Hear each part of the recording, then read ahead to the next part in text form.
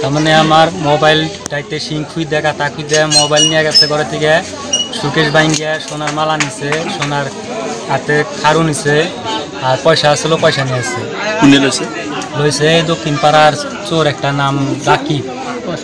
কিমান টাকা লৈছে? হ্যাঁ কিমান টাকা লৈছে? 50,000।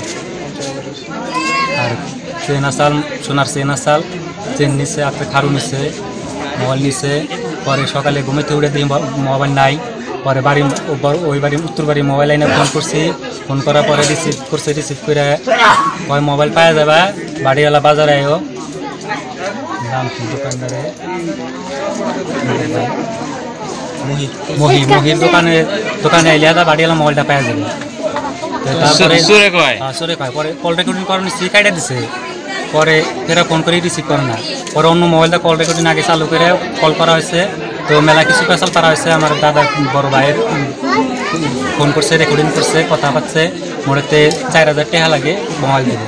তারপরে আমি রেকর্ডিং নিয়ে কলগাছি থানায় গেছিলাম ওসি কইলাম এরম এরম কথা ভেঙে সুরে কইলাম তো ওসি কইলো যে ঠিক আছে তুমি যাও যায় 2-4 জন পোলা মানুষ নিয়ে ও কোনে আছে ওকে ধরে আমাকে ফোন করো আমি যাই ওকুড়া নিয়ে আহিল। হ্যাঁ এখন রাইজে মিলে ধরছে ধরে আনা করে ওসির নাম্বার আমাকে আমি নিয়েছি থানার থেকে তো কল করছিলাম আবার রং নাম্বার বিলাক আমি পরে ফোন করিনি তাহলে আনাতে আমার নাম্বারটা ভুল হয়েছে। তো এখন চোরটা তো পাবলিকে ধরে এনে রাখছে। আমার এই তোমার নাম কি? আমার নাম রুহুল আমিন।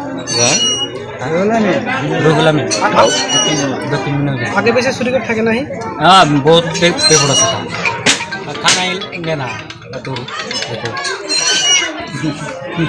খালি যে আমার চাষা আছে চাষাদের কিছু কয় চুৰি সকান্তত মই আচলতে অলপ আগতে শুনা পাইছোঁ শুনা পাই মানে মানুহৰ গেডাৰিং দেখা পাই মই আগবাঢ়ি আহিছোঁ আহি পেলাই চাওঁ যে চোৰ এটা ধৰিছে। সোধপোছ কৰাৰ পিছত মানে আহি দেখিলোঁ যে ঘৰৰ ভিতৰত মানে আটক কৰি ৰাখিছে ৰাইজে ধৰিছে।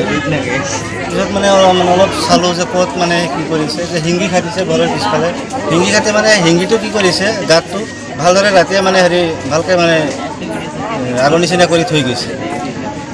আহি সোধপোছ কৰিলোঁ ভাতিজা ল'ৰাটোক যে তোমাৰ ঘৰৰ পৰা কি লৈছে সি ক'লে যে মোৰ মোবাইলটো লৈছে সোণৰ চেইন আছিলে আৰু হাতত খাৰু আৰু 50,000 টকা এনেকুৱা লোৱা বুলি। এতিয়া কলগাছি থানাৰ অচি ছাৰক মই ফোন কৰিছিলোঁ অলপ আগতে ছাৰে আহিব বুলি। আৰু লগত মোবাইল পোৱা গৈছে নেকি? মোবাইলটো পোৱা গৈছে আৰু পইচা মানে তাক ধৰাৰ পিছত মোবাইলটো দলি মাৰি পথাৰত পেলাই দিছিলে। বেলেগ ল'ৰাবিলাকে পাই পিছত দি গৈছে পইচা আৰু সোণৰ গহনা। এই চোৰটো আগে পিছে চুৰি কাৰ্য কৰিয়ে থাকে গতিকে এই ক্ষেত্ৰত প্ৰশাসনক কি ক'ব আপুনি? এই ক্ষেত্ৰত আচলতে আমি প্ৰশাসনে কৰায়ত্ব কৰে ঠিকেই আছে পাব্লিকে ধৰি প্ৰশাসনক মানে গতাই দিয়াৰ পিছতো যে ভাল এটা মানে কিবা পদক্ষেপ ল'ব বা ই যে চুৰি কাৰ্য যে কৰি থাকে এইটো বন্ধ কৰিব লাগে সেনেকুৱা এটা পদক্ষেপ ল'লে আমি নিশ্চয় ৰাইজৰ ফালৰ পৰা নিশ্চয় ভাল পাম। কাৰণ এনেকুৱা দুদিন মূৰে মূৰে মানে এনেকুৱা কাম কৰি থাকে এসপ্তাহমান হোৱাই নাই। এই বালাৰপথাৰ গাঁৱতে নিজৰ গাঁৱতে বান্ধি মানে বাঁহৰ গুৰিত বান্ধি ৰাইজে উত্তম মাধ্যম দি সোধে থানাটো পঠাই দিছিলে আমি ফেচবুকত পাইছিলোঁ। এসপ্তাহ হোৱাই নাই তাৰপিছতে আজি যেতিয়া নতুনকৈ এইটো কাম কৰিলে নিশ্চয় মানে আমি বিৰাট মানে পৰিতাপৰ বিষয় হৈছে এইটো। আমি প্ৰশাসনক এইটোৱে মানে অনুৰোধ জনাম যে